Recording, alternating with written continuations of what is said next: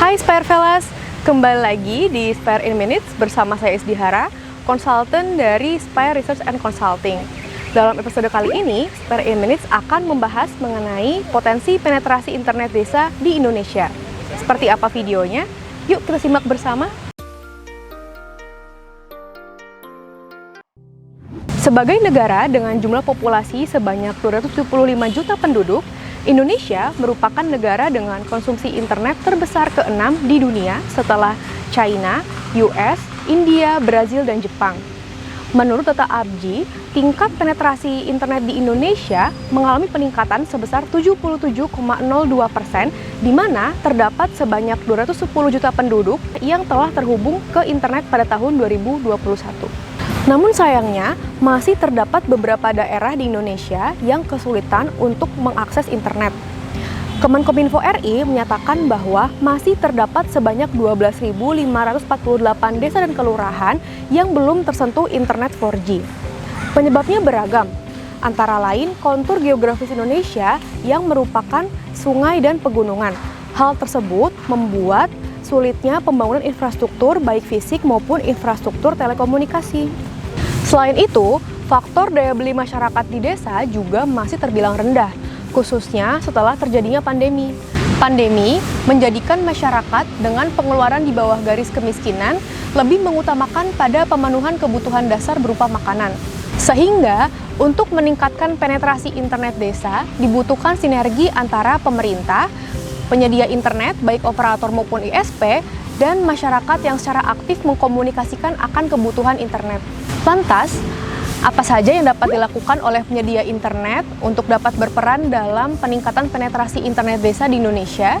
Pertama, penyedia internet dapat memanfaatkan program CSR yang dimiliki oleh perusahaan. Penyedia internet dapat menyediakan sarana dan prasarana bagi masyarakat desa dengan menjadikan salah satu wilayah penting di desa sebagai tempat kumpul bagi masyarakat desa untuk mengakses internet secara bersama-sama, seperti pos ronda, kafe, dan lain sebagainya.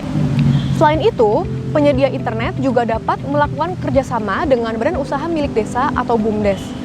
BUMDes, sebagai pilar kegiatan ekonomi desa, memiliki fungsi sosial dan fungsi komersial sehingga dapat menjadi pintu masuk bagi penyedia internet untuk dapat melakukan penjualan produk internet ke masyarakat desa.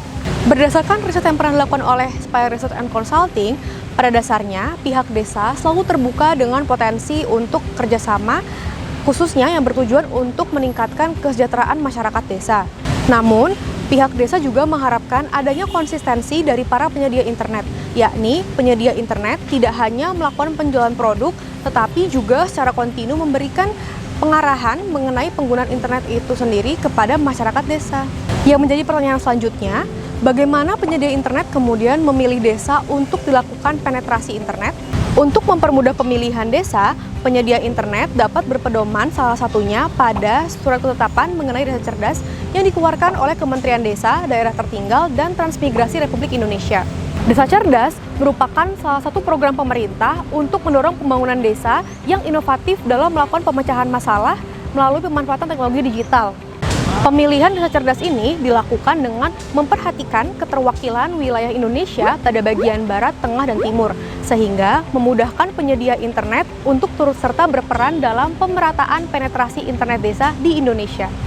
Pemilihan desa cerdas ini dilakukan dalam 3 fase, yakni fase pertama yang terdiri dari 350 desa pada tahun 2021, 1.000 desa pada tahun 2022, dan fase 3 sebanyak 1.650 desa pada tahun 2023. Pemilihan desa cerdas tersebut dilakukan pada beberapa kriteria, antara lain tersedianya jaringan listrik, infrastruktur internet, bangunan atau ruang yang disiapkan oleh pihak desa sebagai ruang digital masyarakat, adanya anggaran untuk melakukan kegiatan operasional, dan satu calon kader yang dapat dijadikan sebagai kader digital desa.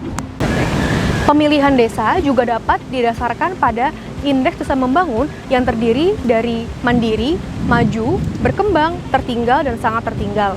Pengkategorisasian IDM tersebut didasarkan pada 3 aspek, yakni ekonomi, sosial, dan lingkungan. Dengan masih banyaknya jumlah penduduk dan jumlah desa yang belum mendapatkan akses internet, didukung dengan program pemerintah yang secara aktif mendorong pihak desa untuk terus melakukan inovasi digital, menjadikan potensi internet desa masih terbuka lebar. Para operator dan ISP di Indonesia akan terus berlomba untuk meningkatkan penetrasi internet desa di Indonesia dengan memanfaatkan kekuatan yang mereka miliki, seperti Telkomsel yang memiliki jaringan yang paling luas saat ini di Indonesia, serta Icon Plus yang memanfaatkan aset strategis milik PLN berupa jaringan listrik. Para operator dari ISP di Indonesia pun diperkirakan akan terus meningkatkan kapasitas dan kapabilitas mereka untuk turut serta dapat bersaing dalam peningkatan penetrasi internet khususnya di desa-desa di Indonesia. Apabila teman-teman ingin mengetahui lebih lanjut mengenai potensi internet desa di Indonesia, teman-teman dapat menghubungi Spire Research and Consulting melalui link yang tersedia di bawah ini. Sampai jumpa!